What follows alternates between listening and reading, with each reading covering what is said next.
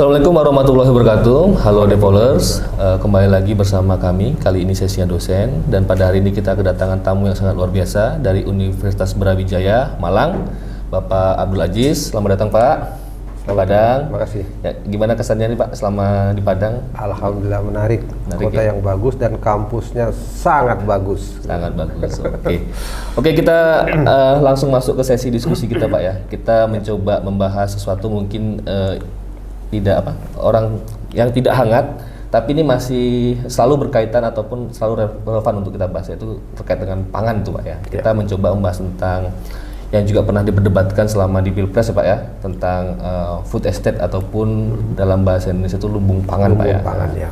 Nah, kalau menurut pengamatan Bapak ataupun studi-studi yang telah Bapak lakukan, kira-kira ataupun sebetulnya apa sih Pak yang menjadi dasar ataupun hal ataupun kejadian yang melatar belakangi lahirnya kebijakan ini, dan sebetulnya apa yang mau dicapai dengan adanya kebijakan food estate ini Pak?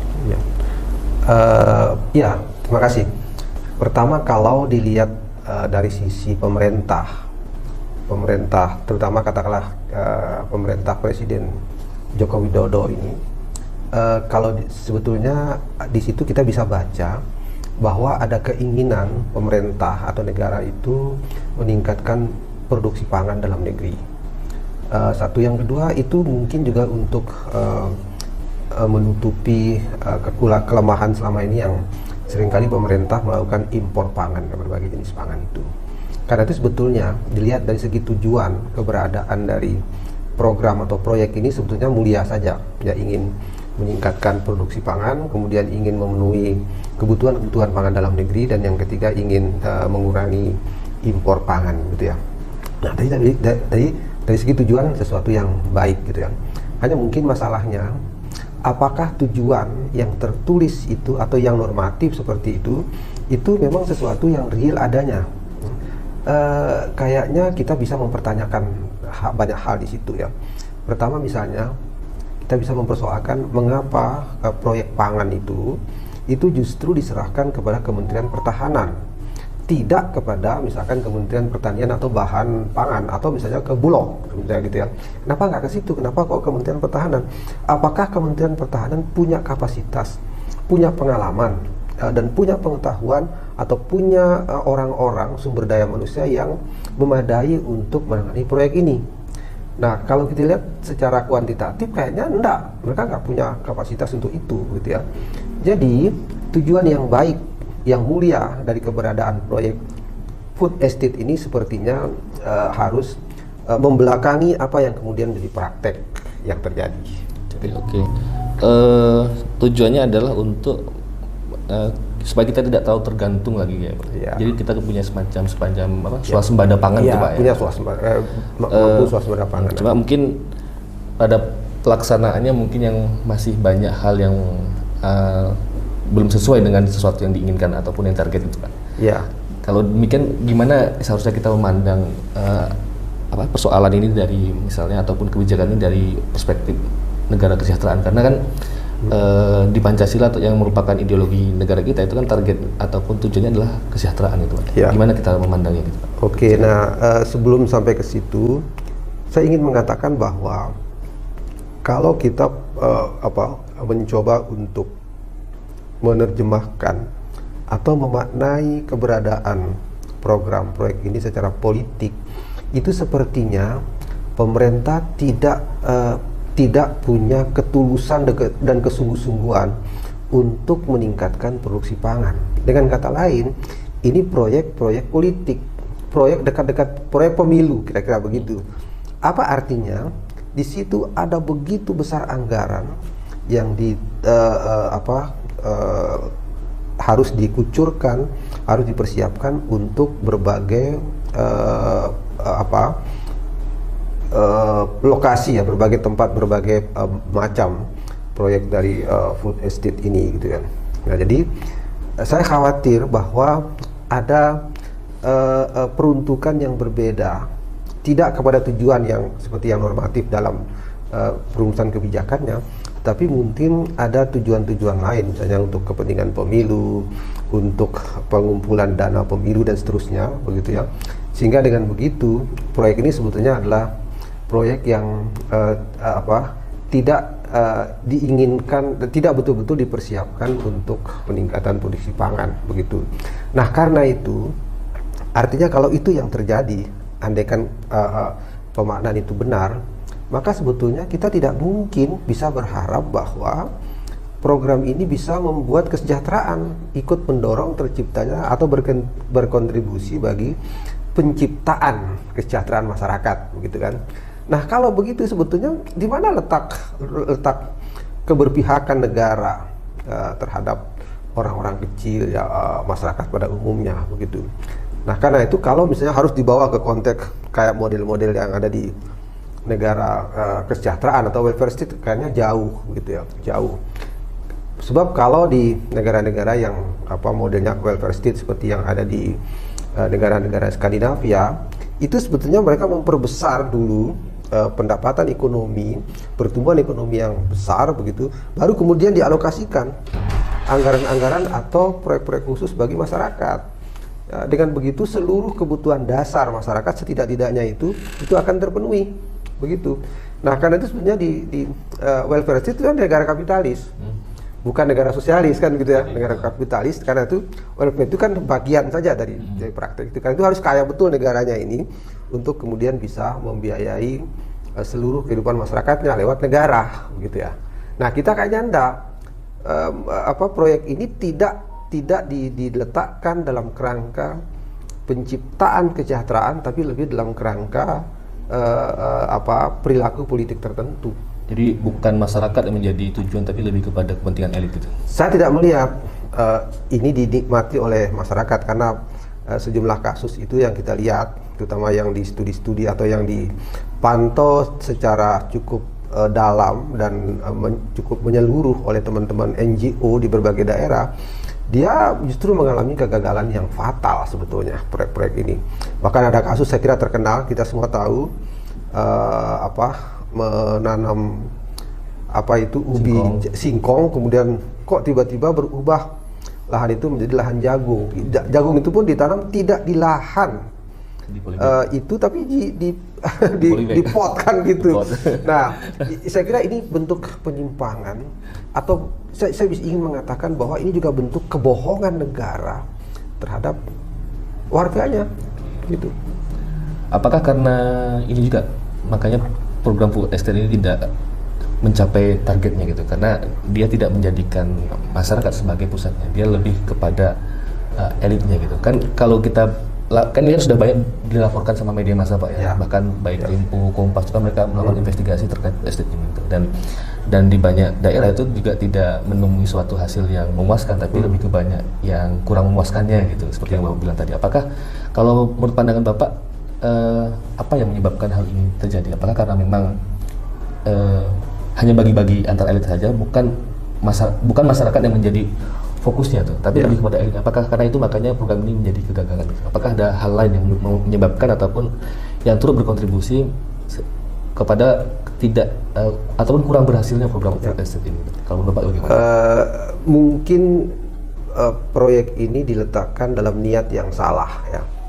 Karena itu kemudian desain kebijakannya juga menjadi salah, menjadi keliru gitu ya. Karena itu mustahil kemudian mencapai hasil seperti yang diharapkan atau seperti yang sering digembar-gemborkan. Karena itu saya pikir pemerintah kalau ingin meneruskan program ini, misalnya pemerintahan baru ya, hasil pemilu 2024, meskipun hasil pemilu ini juga problematik ya, karena hakimnya tidak penuh menyetujui, itu ada 3 hakim yang, tapi oke lah, cacat apapun hasil pemilu ini dan yang terjadi, tapi kita tetap akan menerima menemui pemerintahan baru kan. Nah, pemerintahan baru ini saya kira mesti berani mengevaluasi proyek ini agar dia diletakkan dalam kerangka yang lebih relevan dengan keinginan bersama untuk menciptakan kesejahteraan gitu ya. Tidak lagi diletakkan sebagai proyek politik atau proyek pemilu. Tapi saya sebetulnya juga, meskipun saya mengatakan begitu, ada pesimisme kalau pemerintah sekarang, pemerintah yang akan datang akan melakukan evaluasi, karena yang jadi presiden itu dulu yang mimpin proyek ini, ya Pak Prabowo tadi kan Menhan Pak ya. Menhan, kemudian dia sekarang jadi presiden. Jangan-jangan pertama kemungkinannya proyek ini diteruskan tapi dengan pola yang kemarin, ya, yang tidak mencapai hasil itu. Yang kedua akan dibiarkan mangkrak, ya. Kan kadang banyak yang mangkrak gitu ya, karena desainnya salah tadi itu, lalu dia menganggur begitu rupa sebagai lahan yang tidak produktif dan kemudian juga cenderung akan merusak lingkungan gitu ya. Nah, jadi kemungkinan dua itu yang terjadi, diteruskan atau dia akan rusak sebagai lahan yang tidak produktif gitu. Jadi saya kira di sini kita bisa melihat betapa negara ini sebetulnya jauh dari roh untuk membangun kesejahteraan secara lebih serius. Kalau gitu Seperti mubazir Pak ya?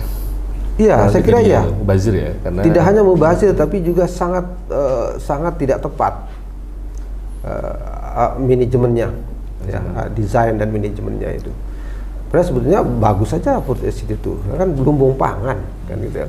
Tapi ini lumbung pangan yang dimanipulasi begitu rupa, sama dengan manipulasi pemilu gitu loh. Kira-kira mirip itulah. Ya. Apakah ketika misalnya dilanjutkan tapi yang menjadi leading sektornya bukan Kemenhan tapi Kementerian Pertanian, apakah Bapak melihat ini masih bisa berjalan atau tidak? Gitu? Kalau seandainya yang leading sektornya itu diganti, bukan Kemenhan tapi lebih kepada pertanian yang memang mengurusi soal pangan gitu atau bulog gitu. Saya masih pesimis ya, meskipun karena mau dialihkan ke Kementerian Pertanian itu akan berhasil gitu ya. Tapi baru akan memiliki hasil yang relatif seperti yang kita harapkan kalau didesain ulang. Desain ulang. Ya, desain ulang. Kemudian diserahkan kepada lembaga yang punya kapasitas untuk itu, atau kewenangannya, atau kalau istilah birokrasi itu tupoksinya ya, tugas dan fungsinya itu berkaitan dengan itu ya. Tidak sembarang diserahkan kepada orang-orang yang atau lembaga negara yang tidak punya kapasitas untuk itu. Kita kan punya target Indonesia Emas 2045 kan, sebagai bagian juga 100 tahun kita merdeka dan juga kita memiliki bonus demografi gitu. Kira-kira kalau Bapak melihatnya, apakah kebijakan food estate atau program food estate ini itu memberikan dampak yang besar terhadap upaya Indonesia untuk mencapai Indonesia Emas 2045 ini?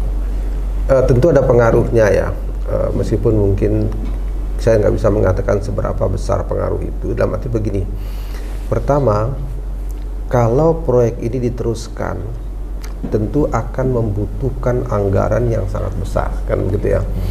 Nah, kalau begitu, maka anggaran ini yang tadi seharusnya misalnya untuk pendidikan, untuk kesehatan, infrastruktur, untuk dan yang lain-lain itu akan terkurangi, kan? Karena itu kan jumlahnya sangat besar ya. Karena itu kita akan mengalami sedikit hambatan atau kualitas yang mungkin tidak bisa diangkat di bidang-bidang misalnya pembinaan generasi, pendidikan dan sebagainya, karena anggarannya kurang. Nah, kemudian itu yang pertama. Yang kedua, kalau dibiarkan mangkrak gitu ya, nganggur sebagai lahan yang tidak produktif, itu berdampak kepada ini, saya kira lingkungan ya. Lingkungan dan mungkin juga pemilik lahan yang tadinya ada di situ itu ya menjadi kehilangan hak garap, kehilangan lahan untuk mereka menjalankan aktivitasnya sebagai petani misalkan begitu. Karena itu lahannya kan sangat luas, itu satu area misalkan di Kalimantan atau di Sulawesi begitu ya, itu kan sangat luas itu, dan itu kan lahan-lahan milik petani tadinya, atau katakan itu lahan milik negara gitu ya. Nah, kalau dia menganggur itu sementara pohon-pohon yang tadi banyak di situ, pohon-pohon besar, lalu kan sudah tebang begitu rupa kan gitu. Nah, ini yang kemudian membawa dampak bagi lingkungan yang tidak sehat, saya kira begitu. Jadi ada semacam ironi Pak ya, tujuannya untuk masyarakat, tapi pada prakteknya banyak hak-hak masyarakat yang terabaikan seperti hak garap, kemudian kerusakan lingkungan yang juga kemudian berdampak kepada tempat tinggal masyarakat seperti itu Pak ya. Saya kira itu kerugian kita ya, kerugian.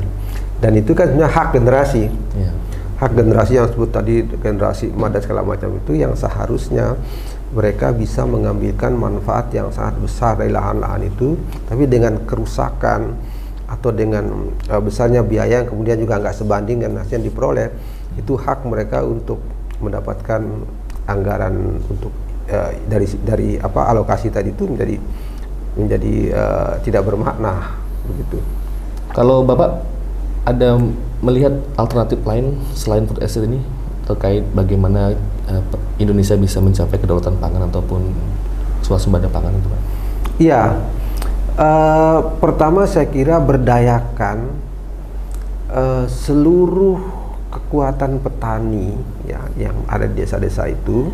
Memberdayakan dalam arti pertama bahwa tanaman yang mereka hasil produksi yang mereka hasilkan itu kalau bisa itu dibawa ke pasar dengan bantuan pemerintah ya.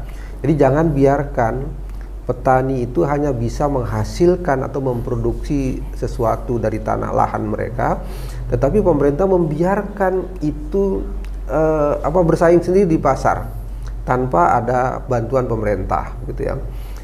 Yang kedua, kalau produk-produknya itu berkualitas bagus dan itu punya peluang untuk diekspor, mengapa juga tidak diekspor? Tetapi itu juga butuh bantuan pemerintah, khusus pemerintah.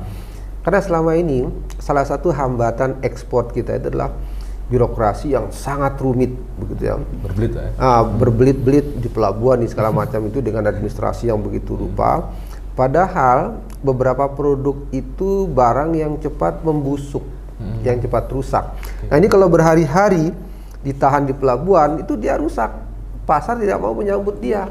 Ya. Petani akhirnya rugi gitu. Ya petani rugi gitu. Nah lalu itu yang kedua. Yang kedua, memberdayakan petani itu misalnya dengan cara penyediaan alat pendukung pertanian, misalnya pupuk.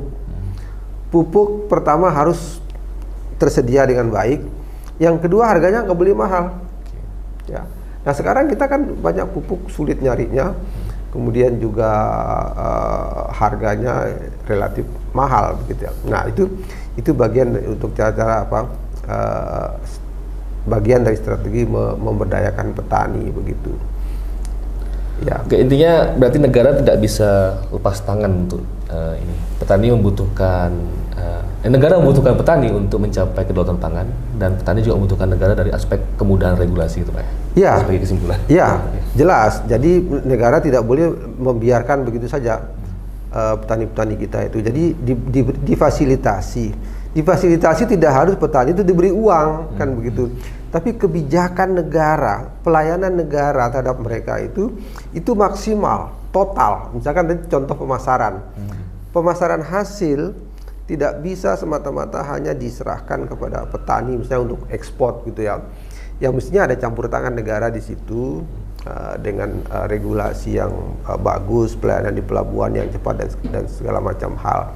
Kemudian juga soal peningkatan kualitas produksi dan sebagainya. Nah itu bagian dari cara membantu memfasilitasi petani sehingga dia punya daya saing dan sebagainya di dalam memasarkan produk-produk pertanian mereka, begitu.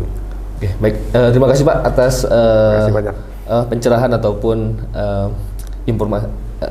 wawasan yang Bapak berikan kepada kami. Karena kita dibatasi waktu, mungkin cukup sampai di sini diskusi kita pada hari ini. Kita akan lanjut lagi dengan materi-materi yang lain sangat menarik seputar sosial dan politik. Sampai jumpa. Assalamualaikum. Oke, terima kasih. Waalaikumsalam.